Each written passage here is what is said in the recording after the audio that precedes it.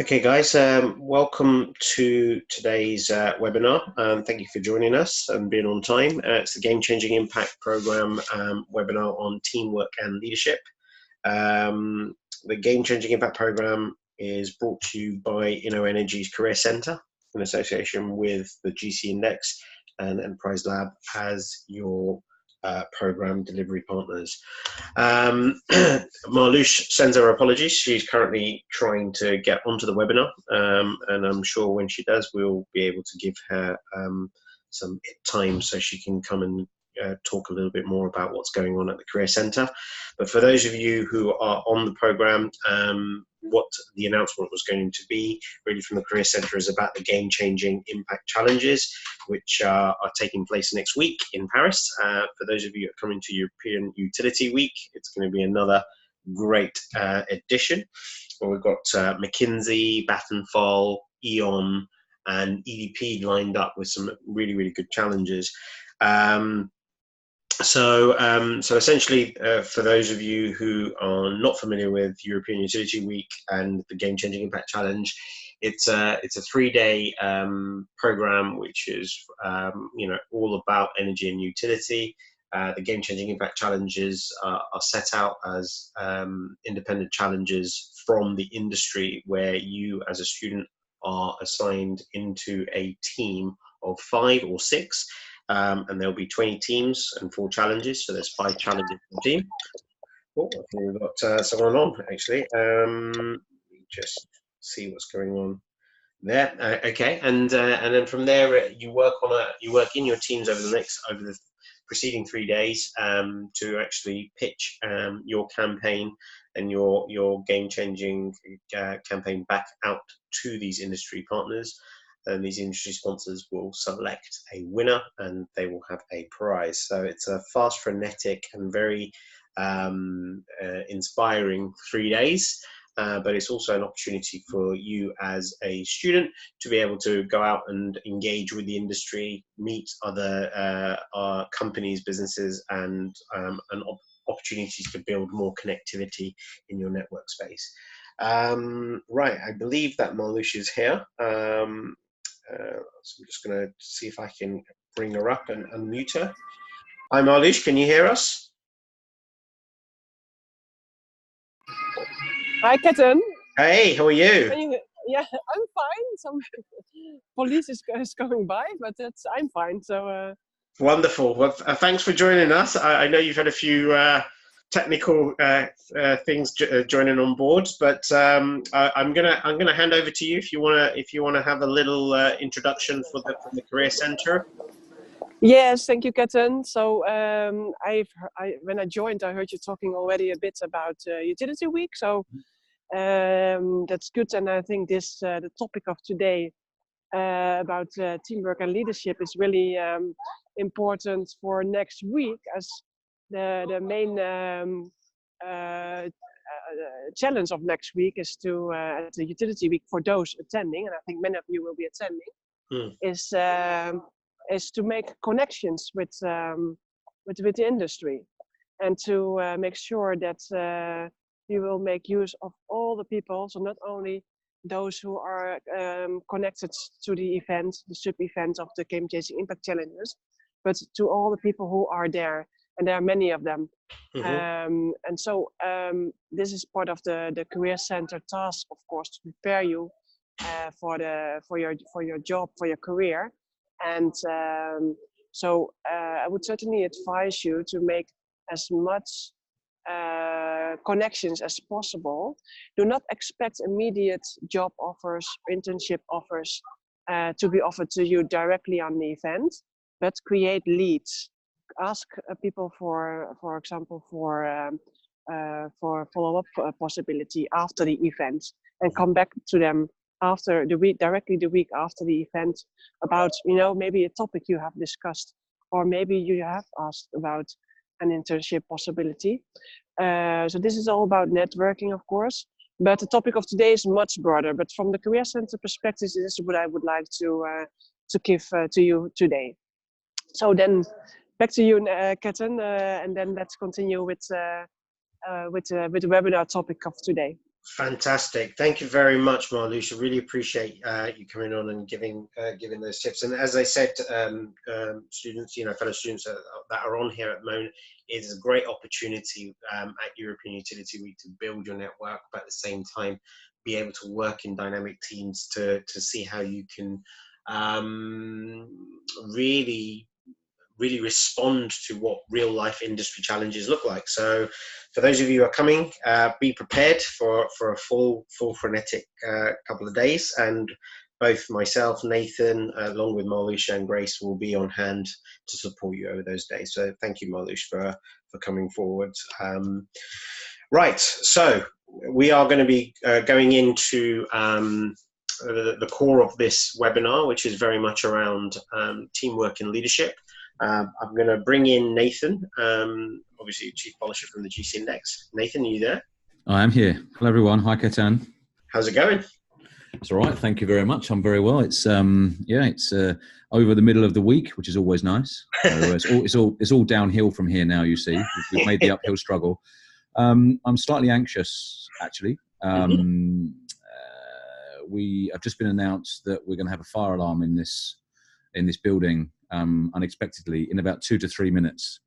So as a huge polisher, that gives me an immense amount of anxiety around things not going as well as they should. So I will start, but if you start hearing a fire alarm, hopefully teamwork, Ketan, and you can step in and pick up if that's okay. Absolutely. As a playmaker coming in, I'm more than happy to come in and facilitate there. Not problem at all.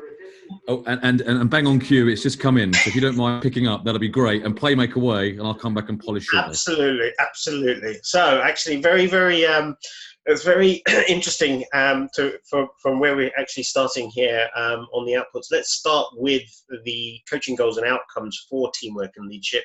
These are the key areas that you should be looking at within your coaching and within your sort of self-development. That what we're looking at here is the contribution that you can bring and the impact that you feel you can make within a team and a team environment.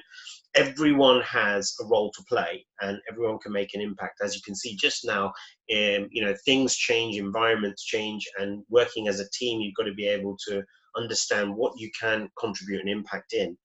There's also talking about the ways in which you can complement others and the ways that you can complement yourself, and the way that they can complement you. So again, understanding where your core skill sets come in. Are you strategic? Are you analytical? Are you someone who's quite persevering and tenacious? Are you someone who's more creative? Understanding where those areas of core skills are, and then understanding where your inclinations come in, will also allow you to become more complementary to others as well. There is this whole thing about when to lead and when to follow, and we're going to be talking a little bit more about this later on in the webinar about playmakers and your playmaking tendencies. Understanding that there is times where you have to lead, and you're going to have to take the initiative, and you're going to have to drive things forward. And then there are also going to be occasions where you've got to kind of sit back and let everything else kind of take its course. So essentially, they're the elements that you have there. Then, part of your remit with your coaches is talking about how you approach your leadership and your leading skills. So what we're looking at there is, what is it that about you that what are the traits, what are the indicators, and what kind of style of leadership do you feel that you have? Are you someone who's quite supportive and facilitative? Are you going to be someone that's more directive? Are you someone who inspires, or someone that conspires? And then finally, looking at what you do to be recognized and valued by your colleagues. And this is one of the most important things. When you're working within a team, sometimes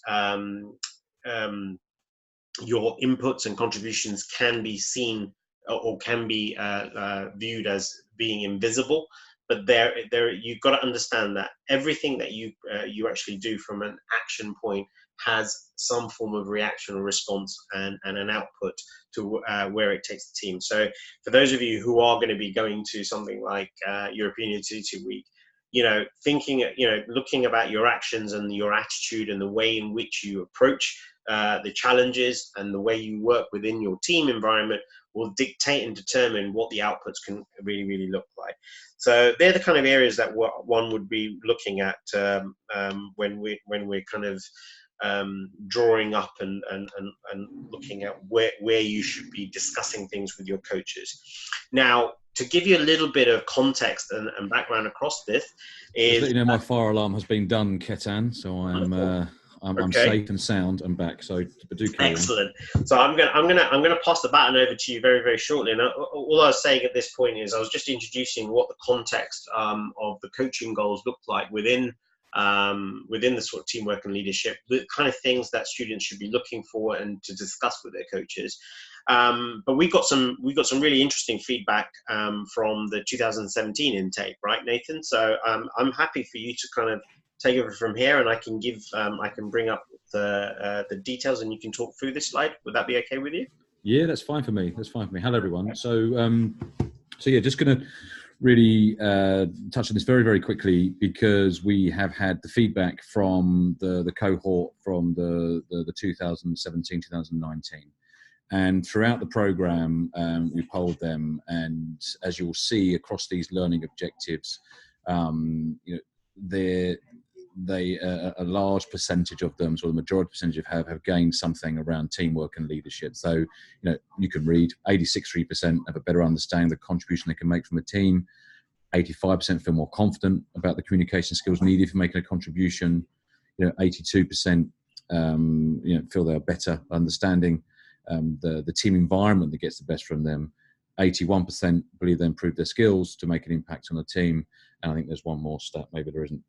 But there we are, just polishing away. But 83.3% feel they're more adept at playing strengths to lead us. Now, what I would say, and we continue to say, is that this program, your coaches, the resources available to you from InnoEnergy, your coaches, from these webinars, is what you get out of it. And these are very high percentage scores here, and I can assure you those that are in these percentage scores are the ones that got the most out of it. I feel certainly those that probably are in the remaining 20 to 15% who probably didn't feel they developed as much, it's because they probably didn't take the opportunity that presented to them. And game-changing impact challenges at European Utility Week are one of those big opportunities.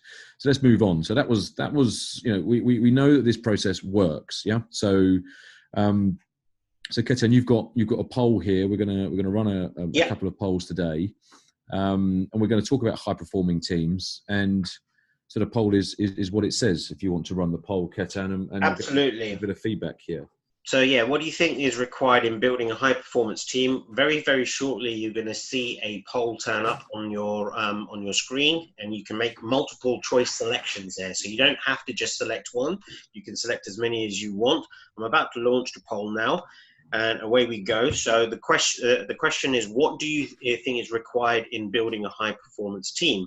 Individuals and different objectives, clarity and purpose, functions and personalities, complementing each other, or actually all of the above. So if you can see them there, can you start making your selections?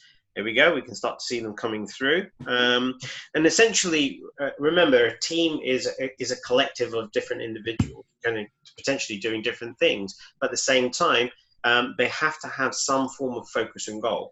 So it's really important to understand that what we're looking for here is, how do you develop, or what's important when it comes to high performance? So looking at the polls here, I'm just waiting for one more person who hasn't put their responses across. Maybe they are not having a chance to get that information, but I'm gonna end the poll and got the results as they sit here. So what do they sit on? Basically, the majority of people here have actually voted in clarity and purpose, followed by along with complementing each other. So they're the two things that, Nathan, that our audiences have come back. That's followed up with function and personality, and then individuals with different objectives. So let's share the results there. So you've got the results that are shared up on your screen. So Nathan, what's your definition about high performance teams? Where do you think it comes from? Yeah, so what we know about high performing teams, you can just probably flick this slide through, Ketan. Yeah.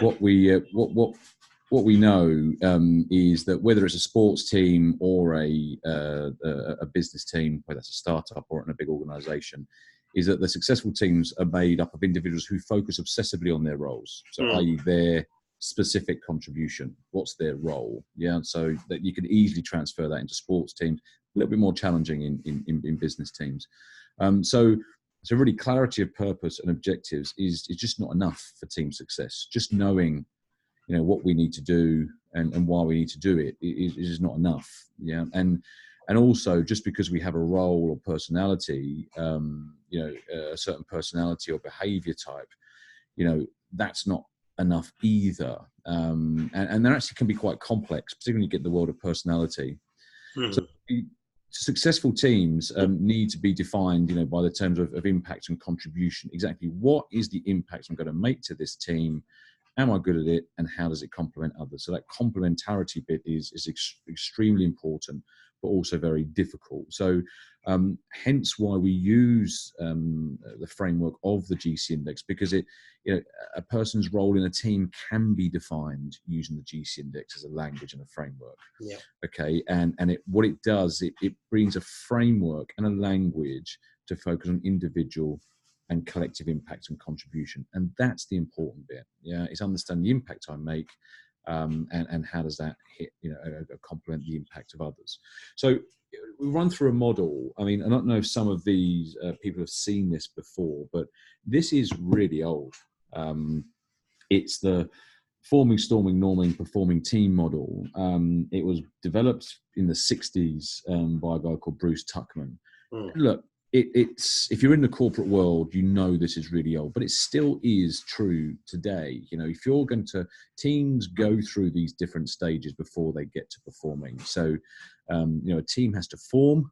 Yeah. Now, once it forms, it goes through a storming and norming phase, i.e., debating, arguing, discussing what needs to be done, why it needs to be done, what we're good at. And then once we norm, we understand, we agree our purpose, we agree rules of engagement, we agree our roles and responsibilities, we agree the impact we can all make, then we can move to performing. So something like the GC index is extraordinarily powerful. That's what we're going to touch on today at that storming and norming bit. Yes, you can use it in forming, when we use the GC index to form teams, balance teams in corporate world, but also in the GCIC. But it's really that storming and norming bit which we really want to focus on, because that's where you drive performance.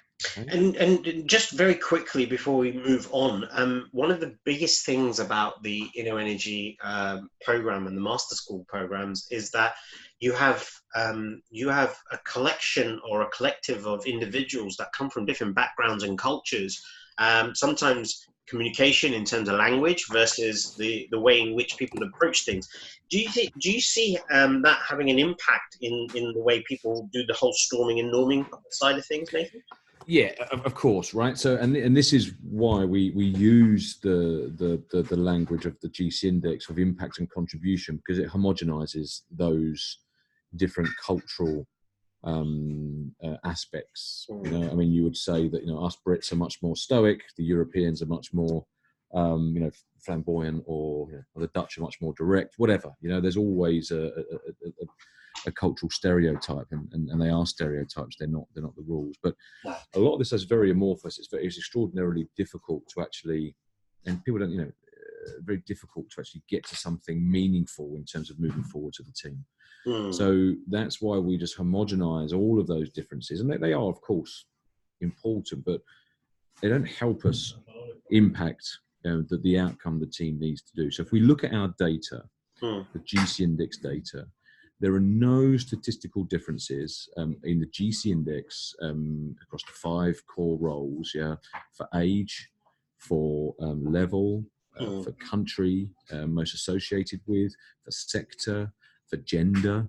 So crudely, what I'm saying is I can take 100 Asian young women and 100 German older men, for example, and we would not expect a difference in the norm group there. So it really is about homogenizing all those different cultural barriers that you might find, and just getting into, well, what impact do you want to make around here? Yeah, exactly. Brilliant. You see it in sports teams. If you just look at football, I mean, now they're or most sports teams, they're made up of all different cultures and characters and, you know, ages and different levels of experience, but they know the impact they have to make. I've got to score goals, you've got to defend goals, yeah, you create play, we work together, and that's ultimately what we're doing, but in a business context. Yeah, and what you show here on the slide now, actually, with you starting with culture and climate, and you're actually, if you look at this in a reverse, you identify the team, you clarify your roles, you then develop your structures, and then that's where you get to your combined, collaborated purpose and goal. So I suppose that just epitomizes exactly what you just said, right? Yeah, I mean, that's you go the other way, really, because it's very easy. If you just say, I mean, let's go back to Game Changing Impact Challenge, and we normally, teams start off quite tasky, and they want to go from left to right, ideally. That's ideal in this model. But you could just sort of say, well, we've got a challenge to deliver, let's go and deliver it. And then everyone runs off. Yeah, that's the top left, purpose defined. We've got to deliver a challenge, 3 days, let's go. Yeah. And then you go, well, actually, to deliver this, we do need some structures and processes for getting things done. So what does that look like? Yeah, and then, okay, that's not enough, because then we've got to work out who's doing what, why are we doing it, what's the culture of the team. And so you really want to move from left to right. The GC Index itself is really right in that middle bit. Hits really nice at clarity of roles, responsibilities, and capabilities, and that's the bit that we want to focus on. Okay. Lovely, brilliant. So yeah, cool. No, yeah, so what we're, and you know this, I'm not going to go over this model too much, but we do, I will stress it, I can't stress enough, we know one contribution to a team is more valid than another. They all have their plus sides, they all have their downsides, but there's a complementarity to the GC Index model, and people should be using this not only as a framework for how they develop their own impact, but it's how they come together and work with others and lead others, and hence why we're talking about that today. But if you move on, go on. Yeah, so just as we move on into the kind of the language and stuff, I think for you guys as students, would also kind of advise you not to just hang on to one proclivity. You know, there is normally 2 dominant proclivities within your profile, like a game changer strategist, which will give you more of the kind of visionary approach that you would have to the work that you do. And I think that you know, that's also going to give you a tendency of how you're going to behave and interact within your team environment. So the common language that that Nathan, you're going to talk a little bit more about is being able to pick up and see how others are speaking or behaving, I guess, when they're in that team environment, right? Yeah, I mean, exactly. So look, let's move on from the stay on this slide, but move on from and take the storming and norming concepts from Tuckman's model. And again, it just works. I mean, it just because it's old doesn't mean it's not valuable. It works today. And what you will find is that teams will storm and norm in different ways. So they will debate, they will argue, they will get to a common place in different ways. So, and you're absolutely right in terms of we all have an element of each of these proclivities in us. Yeah, so we're not just a game changer, we're not just a strategist. There are 100,000 different permutations of a GC Index profile, because we're picking up on human adaptability. But the point here is that individuals with dominant proclivities in these areas will storm and want to norm in different ways. So let's unpick those. If you are a strong game changer, for example, you will storm around new ideas. You will storm around the possibilities of doing things, challenging the status quo, and that is what you would want to get, you know, to storm around. And you probably will only be happy when we get to norming if there is a new idea and we're doing something differently. So, and at an extreme, game changers are very, very difficult when it comes to trying to norm. They just don't norm. Strategists will storm and norm around purpose and clarity and why are we doing this. So they will ask difficult questions, but those questions they'll be storming around will be for seeking clarity. Why? What's their purpose? So straight away, if people are ahead of us, you can start to see how a strong strategist will work with a strong game changer, or how they won't actually. So crudely, a strategist game changer relationship will be, well, strategist has to be quite open to new ideas, to a certain extent, okay, and actually help the game changers' ideas come into something that everyone else will understand. And at some point, the game changer is going to have to learn to shut up. Actually, sorry, but and actually go, and that's enough, because we need to do something that everyone else understands. If you move then to implementers, then they will want to storm around. Let's get stuff done. Move to action. Let's they would want to storm. What we do, it's not quick enough, and we see this. And I think I mentioned this before on a previous call. We saw this at Game Changing Impact Challenges last year. We had a strong implementer on day 2 who was just getting really frustrated with his colleague because they hadn't actually done the thing yet. Yeah. And so how do you manage that with your colleagues is what will come on. And implementers just have to sit on their hands sometimes. It can make the difference though as well. I mean, for in those team environments, sometimes implementers can show that level of impatience that they want to push and drive forward, and then you've got polishers that potentially come in and really kind of putting a little bit more of that. I wouldn't say the state of perfection, but it's more of a situation of, is this good enough? Are we just doing things for the sake of doing things? And you see that behavior coming out as well, right? Well, we know that. I mean, look, we'll know what we'll get next week is we will get a team that's got quite strong polishers finishing late and missing the deadline because it's not ready. It's not quite good enough. It's not quite perfect enough. So, and that's when you've got strong polishers that will want to just keep making it better and better. So that's where they need to recognize that, and they need to talk to their implementer and strategist colleagues that will help them go, that's it, we're out of time. That is what we're going to do, and explain to them. Otherwise, strong polishers will want to storm and norm around quality, and things will never be good enough. Okay, and playmakers and stuff. Playmakers will storm and want to norm around meaningful collaboration.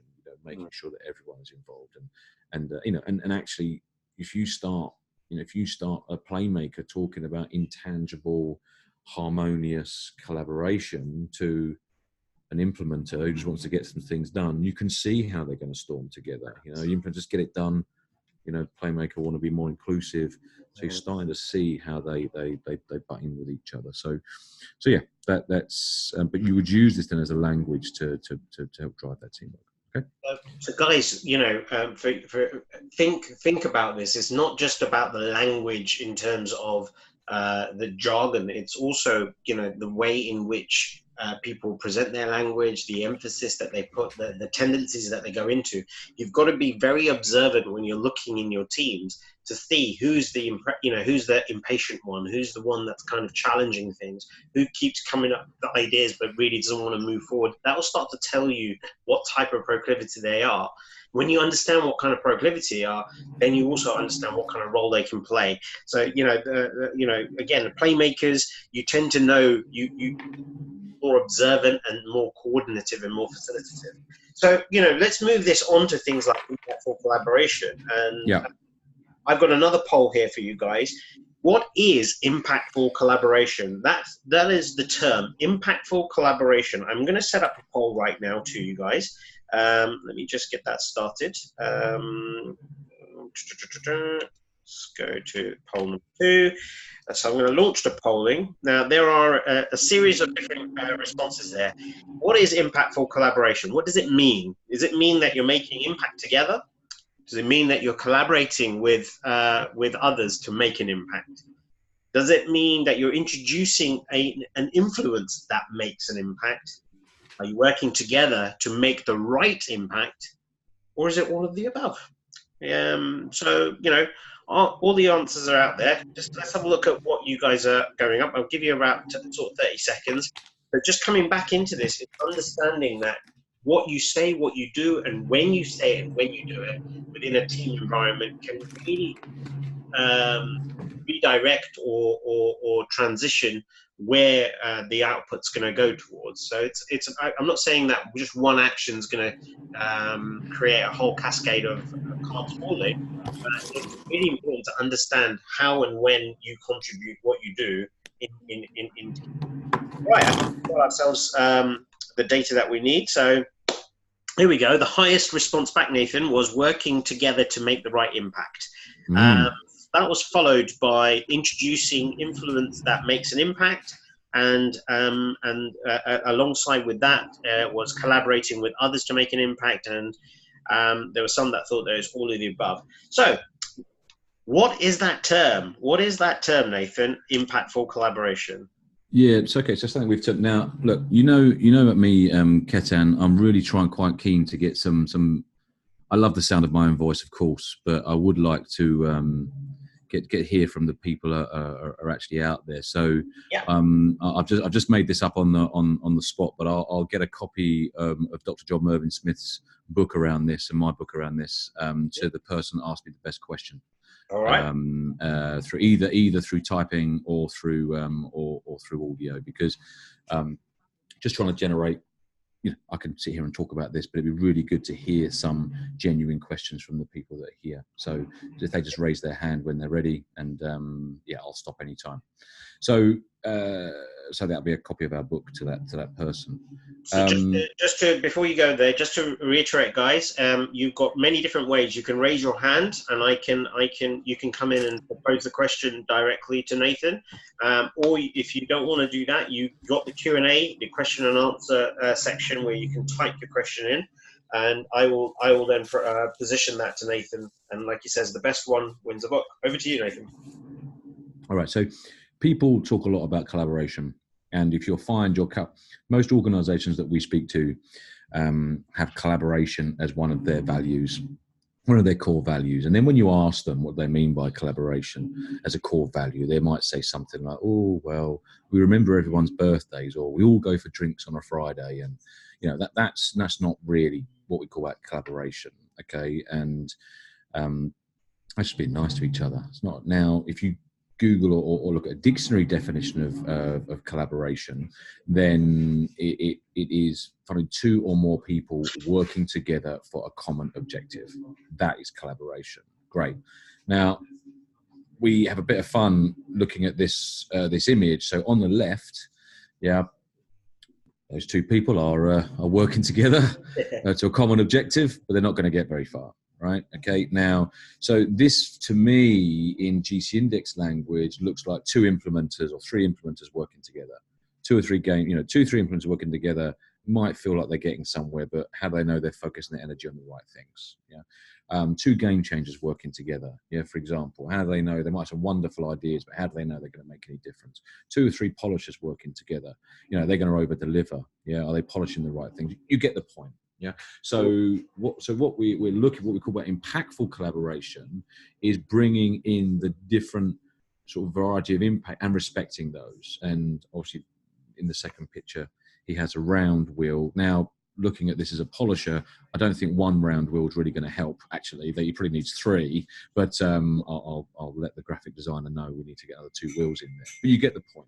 Okay. It's how do we impactful collaboration is making sure we understand the impact of everyone and using that to get a better outcome. Okay. So should we crack on with? Does that make sense? Any questions? Probably got no questions at the moment. I think I'll get one today. Hopefully. Yes, guys, come up with your questions. Don't hide away. Believe me, that book's really good as well. It's a really, really good book. So I think, we've been talking about impactful collaboration. We've talked about language. We've talked about all this kind of stuff. Now, I know the students, when they watch this, they're going to go back. They can have a look at their GC Index profiles, and there could be a little bit of head scratching that goes on. Oh, here we go. We've got a question, I believe. It's Andrew Roberts-Ray. As a game changer, one wheel is enough. Okay. We could all sit on each other's shoulders, Andrew, couldn't we? And just drive one wheel. Andrew's coming in. Okay. That's going to be Playmaker's job to coordinate that one. I tell you that for sure. Thank you, Andrew. Thanks. I'd like to think as a game changer, you'd invent something different to a bike. It's been around for quite a long time, so we'll see. So I was thinking it would be really good to maybe go through a couple of profiles, just to give an example of how we can interpret teamwork within profiles. So if we start with this one here, for example, Nathan, do you want to give us a little bit of a dissection of what this kind of proclivity will look like when it's working within a team? Yeah, so this person is so you've got to think about left hand side, right hand side, above the line, below the line. So this person is much more on the left hand side. Okay, so that the 6 on strategist, the 6 on implementer. So they'll be much more pragmatic. They will value things to make sense. They will value the tried and tested. Okay, so this individual contribution to the team will largely be focused on those activities. So, that 2 on game changer there. Now, there's 2 things to that. One is they might not consider themselves to be the most creative. That's fine. And we're not asking everyone to be the most creative. Okay, not everyone can be creative. That's not the point. What we'll be asking this individual, if we're at a stage of a team where we need to think of things differently, we need to do something radically differently. We might be at the start of a game-changing impact challenge where it's all blue sky, very different thinking. This individual will have to think about how do they contribute to the process of creativity. Because it'd be very easy for a strategist implementer to very quickly dismiss ideas of others. Very easy, because they could think of a model why it wouldn't work. They could say, well, we tried it here before, so it won't work. So this individual must certainly, if it's at the creativity side, learn about having openness to new ideas and see how they can make sense of them. That's okay, rather than going, oh, that will never work, that sounds ridiculous, you might want to use something like, okay, sounds a bit strange, but let's see how this might work in reality. So that's other creativity. As a strength, this person will be able to land things that make sense for others. They should be able to move into action with the 6, and they should, when things are important enough to them, they should be able to then finish things and to completion, have the energy to get things done to completion. So this individual should be quite open with the fact that they go, look, okay, give me some ideas, I'll make sense, then we can move into action. That's what this person would say in a team, and that's the positive impact they can make. And they will go on. Sorry, Ketan. Yeah, I was just going to add on to this. So this is this profile is very typical of people who feel that they're not very creative. They don't have the best ideas, but if they're given just a drip of something that they can grab onto, they can really start to make things happen, really, if that makes sense. So having a game changer around these kind of people is pretty cool, right? Well, exactly. Now, again, they can either be positive with their proclivity or their energy, or they can be not negative with it. They can be negative with it. This person could shut down any crazy idea, no problem. Yeah, because they will have a rational argument of why it wouldn't work. Yeah, they'll be able to point to examples of why it won't work, and they could possibly be quite convincing about that. Yeah, and look, if you want to kill an idea, just keep asking enough questions. Eventually, someone will say no, right? So, or this person can go, right, okay, that it's a bit. How do we make this idea a reality? How do we put it in a place where actually this will make sense, and stress test it, stress test the clarity of the idea, the process, the program, and then move it to tangible action. Yeah, so this person could, well, all of these profiles, you can be an absolute asset and value, or you can just go and kill new ideas. Complete liability. So, okay, so if we're looking at someone that's kind of very left-sided on this, I guess, left coming into the bottom right, what about this one? you picked these, didn't you? I've seen. Now, look, this is not, we have quite a few of these in InnoEnergy, these large game changers. Now, look, this person is not left-hand sided at all. They're hugely right-hand sided, and they are hugely so Andrew is a big game changer. Welcome to my world. Welcome to my world. So now this individual will certainly contribute hugely to looking at things differently. Yeah, we know that they will probably have ideas fizzing and buzzing in their head, and they will have ideas that will move us on. That is their big contribution. They will bring original creativity for sure.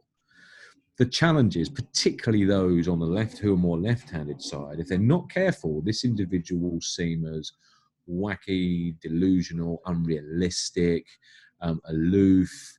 They won't huge. Well, they won't be intentionally disruptive, but they potentially, but the mannerisms and how they act will be disruptive. Okay, they might not, and we have that with game changers.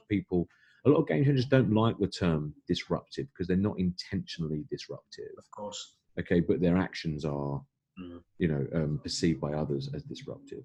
So look, this individual will not value logic. And that's very much coupled with the left-hand side. Andrew is speaking from experience. They have to learn to explain their ideas and stop talking. Absolutely, they do.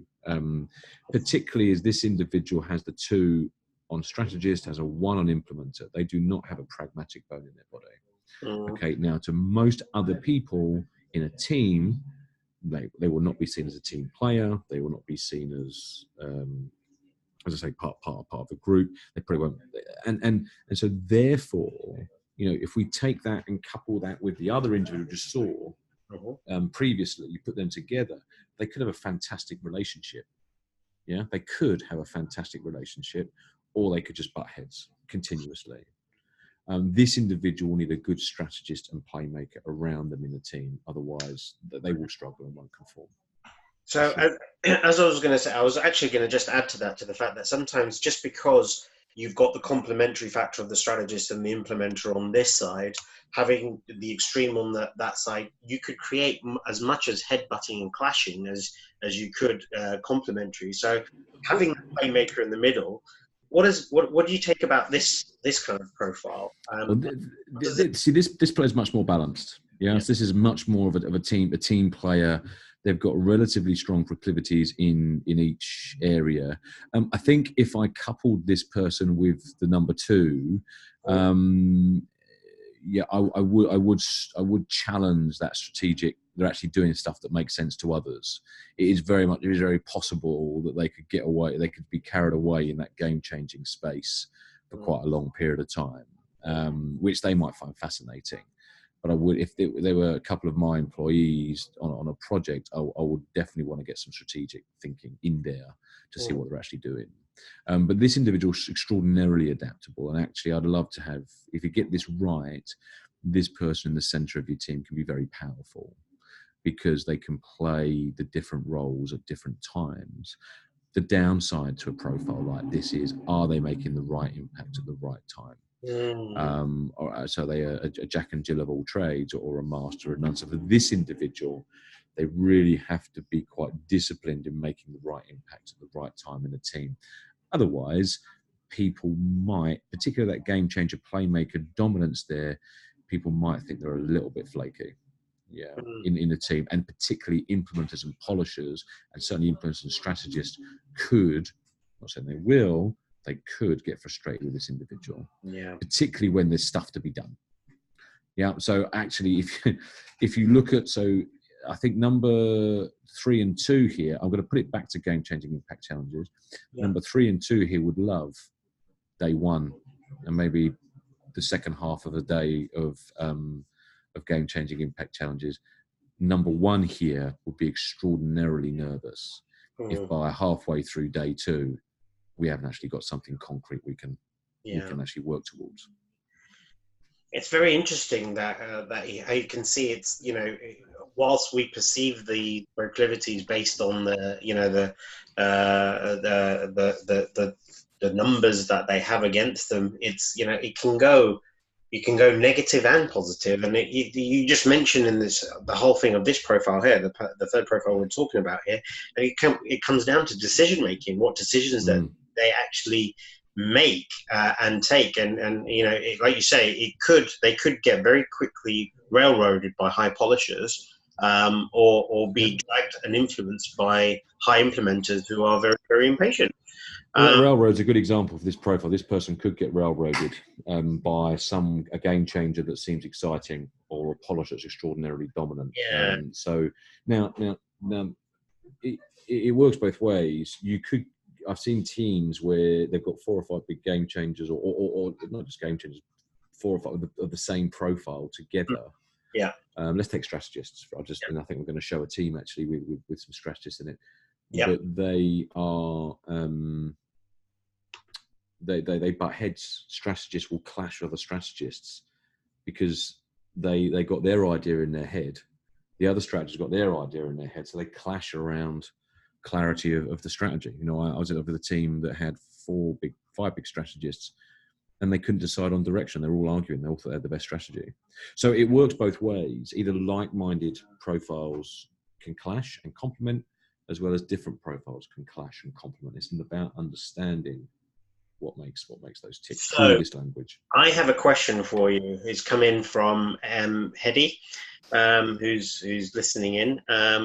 He's asked, and I'm going to go back to the profile in a second. He goes, which roles in a project would fit the third profile? So that's a question that's come in from Hedy. So we go back to the third profile. What kind of roles do you think would fit the project?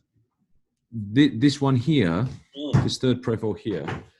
So, well, there's a number of things to consider here. Now, this individual will value freedom of expression and collaboration first. So that game changer playmaker bit is important to them. So in terms of a role where they're an individual contributor in a very straight line, would potentially be quite draining. Yeah, so they would need to have some freedom. So if it's in a project, certainly part of a team, an innovation team, would be important to them. If it's I'm trying to think of other roles. If it's an accountant, even, there needs to be some freedom. This person needs freedom and to see that shared endeavor is rewarded.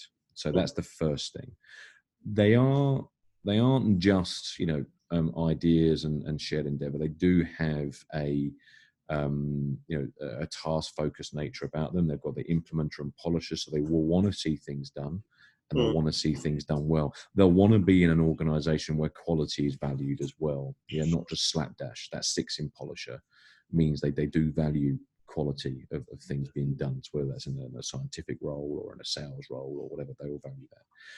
This person will actually be quite good. This person could also work quite well in ambiguous environments. Environments where they change and they can think fast on their feet, and that's taken from a couple of things. One is the game changer and the playmaker, but also the relatively low score on strategist. Yeah, there's enough there to be strategic, but they're not going to be frozen or feel things feel loose for them if they don't have all the details, all the answers. Yeah, so the role would be something where they can safe to fail. They can take some risks. Original expression is one where shared endeavor is really encouraged, and one probably where they're thinking quite fast on their feet, fast moving, things changing, but there's an underpinning of quality. Yeah, quality of delivery. I don't know if that helps.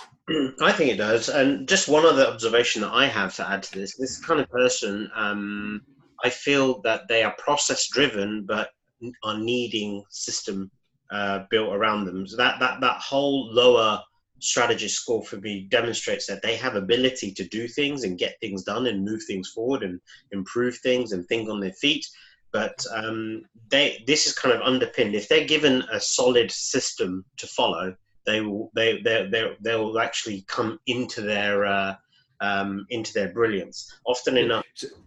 So this was me. If I'd like to point this person at creating solving problems for me and solving them well. That's what I'd want them to do for me. With a group and part of a team. Come on, we've got to go. We've got to go and solve some challenges here. Solve some issues. As a group of you, off you go. That would be what I'd like to do, and I think that's what I'd point this person at. Brilliant. Yeah, I wouldn't be giving this person my 10-year strategy or to incrementally improve, take something from 90% to 95%. They'll get bored. Yeah. Agree. Absolutely agree. So, profiles, aggregating team profiles. So, what is that all about? Yeah, so obviously we have a collective team. This is a real team. I just want to show some people a real team. This is a real team. It's a $3 billion board of a $3 billion, I'll say energy technology company. I don't want to give it away, but this is their profile. Okay, and as you all see, they're all different. Okay, apart from this group is very left-hand sided. So this group here, this is where we're going to focus a bit on leadership. So you can see on the left-hand side, everybody has at least one score of 6, yeah, on the left-hand side, except for the CEO. So what you had here was a group that were arguing over strategy and what needs to be done, and they were very urgent about getting things done. And you had a CEO that didn't value the strategy and he saw the new idea, wanted to break all the rules, didn't value the hierarchy, and as such, this group had to find a way that it was going to norm. Yeah, and he did a lot of storming. No problem, Hedy. No problem at all. Books coming your way. If you can just ping, Hedy, if you could just ping Ketan your address, I'll get a book sent over to you. Thank you for your question, Hedy. Yeah, it's well done. Ping it over to Ketan. We'll get that sent out to you today or tomorrow. And by any ways, Hedy, if you are at European Utility Week next week, I'll bring you a copy. Let us know, and you may get one delivered to you by hand, even signed. So the purpose of just showing you this is that this is a real team, and all these people are very different and want to make and they were storming and norming around what was going to be their future direction. Lots of opinions, lots of future opinions, and a lot of people just wanted to get on and do stuff. And really, the CEO was very, very different. So the conversation with the CEO was, how do you become a better leader? Is we have to explain things a bit more for this group. They need it. They need things explained 4 or 5 times more than you think that they need things explained. And that's a simple piece of feedback to a game changer polisher, to a group of strategist implementers. Now moving on. Yeah. When we wrap them up, this is what that team looks like as an aggregate. And you could see that what we're taking here are their dominant proclivities. Yeah. So we're taking the dominant proclivities of each of these, of all those people you just saw, and this is what it came out like. And you could see that in the group. They just wanted to make things happen. They were very implementer focused and task driven, burning themselves out. And for them, the storming and norming conversations when they see this data is, do we have to do things differently than we're currently doing? That's the game changer bit. Are we focusing our attention on the right things? That's the strategist bit.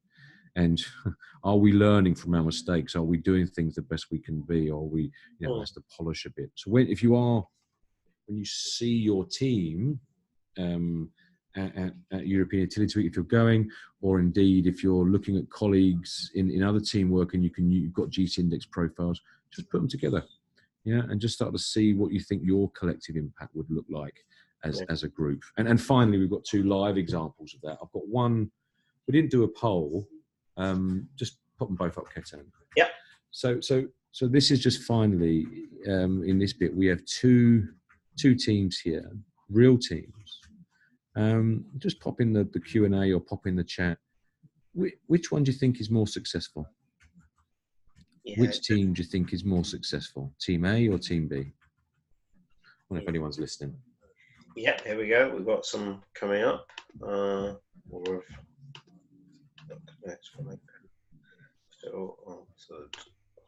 Okay, no, nothing in as yet. So guys, either come in on the Q&A or through the chat function and just let us know, A or B. So Corey. B, Corey. Do you mind typing Y, Corey, for me? Yes. Why do you think they're more successful? Go on. Quick answer. Oh. They're getting things done. Very good. Action. Good man. All right, we'll get Corey a book as well. I like that answer. Sure, yeah. I like that answer. Well done, Corey. Again, type your... And you're a game changer. Look at that, see? And he's respecting... Well done, Corey. Corey, I mean, I can't hear... Do you struggle individually with actually focusing on action, getting things done? Do you need those people around you to help you do that? Definitely. Yeah. See, so that's good. I mean, that's the sort of thing you just got to value their contribution. It sounds like you're learning that really quickly. So get Corey's address and we'll get him a book as well, please. And Dr. John's in the office, actually. I'm going to get him to sign both those books. He just walked past me now. So just finally, so the truth is they're both successful. They're both extraordinarily successful businesses. But they just have different things to do. Team A is a startup, 100-person startup, and you can see why they've been successful. It's about doing things differently. The quality has to be high. They have a challenge to move more over to the left-hand side now, okay, because they're growing and they've got to start doing, as Corey said, getting things done, getting product out there. Yeah. Team B is a $2 billion, different. This is a construction company. It's $2 billion. It's different to the last one. And they're very successful because they do get things done, as Corey mentioned. But Corey, the question they've asked themselves was, do we need to differentiate ourselves from the competition? If so, how are we going to do that? Yeah. So if you are trying to come into it to a team that looks like this and you're a big game changer, Corey, for example, you know, you could have some challenges there if they don't understand the contribution that you can bring, and if you don't understand the contribution that they will bring. And actually, to be successful in this team, you're going to have to get some things done. Otherwise, they won't respect you. Okay. Do you have any questions on that, Ketan? I'm just conscious of time because we started. No, it's absolutely spot on. Absolutely spot on. So yeah, so if there are any other questions, I mean, there's 2 books gone. That's good. That's the best you've had so far, Ketan, I think. So yeah. That's good. So we like the questions. That's good. Thank you to you guys. We've just at the back of your profiles, or the back of your GC Index profiles, there's tips on making an impact for each of the roles, and so just take these with you when you're considering the impact you're making to a team. So if we just flick through those, we won't go through them all line by line, but they are there. I think is it the game changer one first, Ketan? Is it there? Yeah, strategist. Yeah. So it's, you know, these tips are here for you. Yeah. So look at number 4. Test your thinking where appropriate with implementers. They can be good reality checkers. Yeah. You know, they're really good. You know, that's a really nice thing. If you've got a big implementer and you're a big strategist, test them. Test it. Does this make operational sense? Does this make sense? Is pragmatic enough? Yeah. Yeah. So it's really with strategists. If you want to improve your strategist proclivity, so if you're not particularly strategic, it works both ways. Then some of the things that you just have to find anchors for. You know, particularly in, you know, your industry, and understanding a bit more about what's going on in your industry, networking, conferences, bring analytical skills to bear. You know, and for game changers, that's, I think Andrew mentioned that in the chat. You know, for big game changers, really to start making sense of your ideas is other people want to understand you, for example, and strategists can help with that. Then it is game changers, I think, next, and this is really, there's a bunch of tips here, but for game changers, it really is about, well, it's tip 4 and 5 here is good strategists, good playmakers. You really get a good bond with those types of individuals, because playmakers will protect you with others, because game changers aren't always the most socially skilled. They're quite clumsy, actually, potentially, with relationships, and it's just because they're so passionate about what they do. And good strategists will help you to make sense of your ideas, as we saw already with Andrew. Okay. So really, if these are things that you should be going through with your coach. Yeah, absolutely go through these things with your coach and learn some skills for those. Playmakers, the biggest tip I give for playmakers is they seek harmony too much, potentially, and can be seen as weak. So it's often around toughness and influence and difficult decisions, because playmakers can be quite understated in a team and therefore overlooked, and at an extreme, particularly if it's a very task-focused team, they can be seen not to be making the best contribution. Yeah. So don't dominate in ideas or tasks. Implementers, look, you know that you get your enjoyment through seeking achievement, getting things done. Work with game changers, particularly with game changers around, you reality checking their ideas or actually going to them for how can we do things differently and being open to that. Strategists will really help you and make sure you're not just being busy fools, doing action that isn't thought about, so action without thinking. Polishers will make sure that you're not being slapdash, for example. So again, the tips are here, for you to do that. Okay. And then finally, the best. We say the best will last, don't we? The polishers. That was a joke, by the way. If anyone's to say so, Nathan. Well, I don't know. Let's see. I just think people are most disappointed not being polishers, but I would say that, wouldn't I? But I just found a typo on number 3 as well. So there we go. The polishers really is been making sure avoid procrastination. Thank you, Andrew. Thank you for that. Is that feedback? Thank you.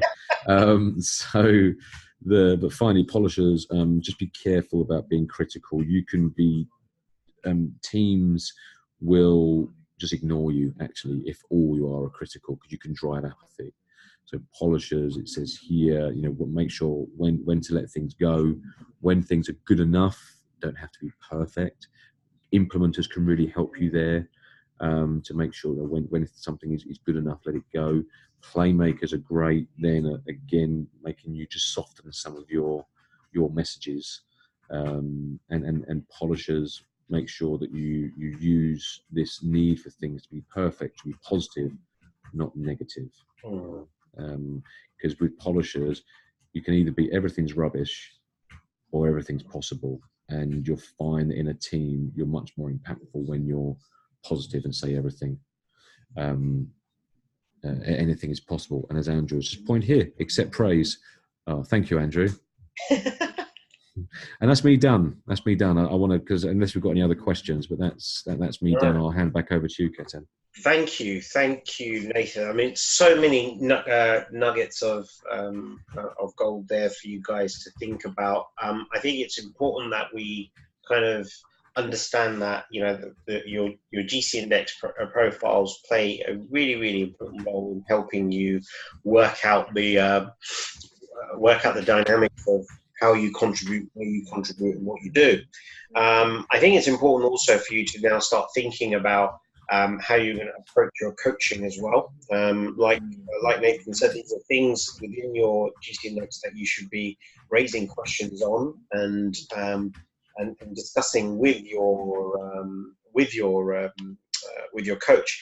But coming back to that slide that we were talking about in the morning, at the beginning of the webinar. Contribution that you can bring, everything about high performance teams is about contribution. It's about what contribution and what impact that contribution has. Understanding, which way can you complement others. Sometimes you've got to be verbal, sometimes you've got to be practical, sometimes you've got to be kind of supportive.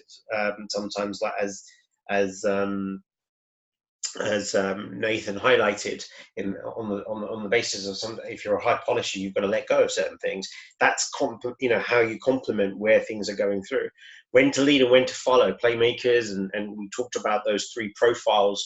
Just looking at how and where they work. The difficulty of it is just because on paper you may have a balanced profile and you may have a high playmaker score, that can put you into this environment where you could make the wrong decision at the wrong time, and that can have an impact. So it's when do you actually take the bull by the horns and drive the project and the outcomes and the performance, and when do you actually sit back and let others come through?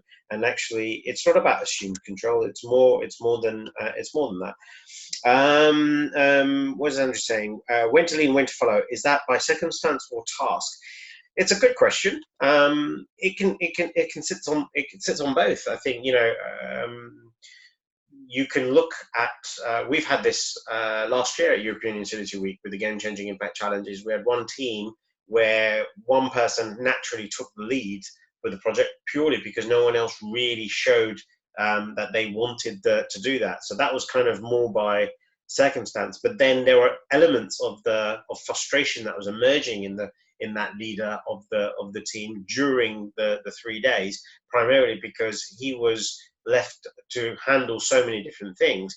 And it was kind of a situation where I felt that what he was doing, he was just going away and doing his own things and then coming back just to move the team forward into the different steps and stones. What we asked, when we worked with him, we kind of asked him to sit back, engage with his team a little bit more, and find out where the team felt that they could do their best work. And what he, at the end of it, even though we were almost on the third day, the last day before the presentations, and these guys were, nowhere near where the other teams were in terms of completion of their challenge, they actually still managed to get together, group out, do a presentation, produce a prototype, and present that, which demonstrated that the lead, or the playmaker there, actually made some really good decisions on when to actually take everything by the scruff of the neck and drive it, and when to actually sit back and let others go back and play forward. So you want to, as a student, I want you to discuss these areas with your coach. Where do you feel you've had instances about where you feel you've led or where you followed, or what is it that you should be looking for? Again, your approach to leading is very, very important. How you lead yourself is also how you lead others. So if you are very, very kind of dictatorial with yourself, if you're always kind of pushing yourself, you're gonna have that element with you that when you're working within teams and stuff like that. So kind of go through the coaching goals and the outcomes. Have a look at your GC index profile. If you're not coming to European Utility Week, start to read through that area around teamwork and leadership within your profile. Start to raise a little bit more of the kind of questions that you need to be positioning back to your coach. And my recommendation here is get them to also give you a little bit of an example within their own working environment and life as well. I think that's really kind of where we need to wrap up, basically. So look, I know this one's gone on a little bit longer than anticipated. I do apologize because we've had a late start, but I want to first of all sort of thank you all that have managed to get onto the webinar and contribute.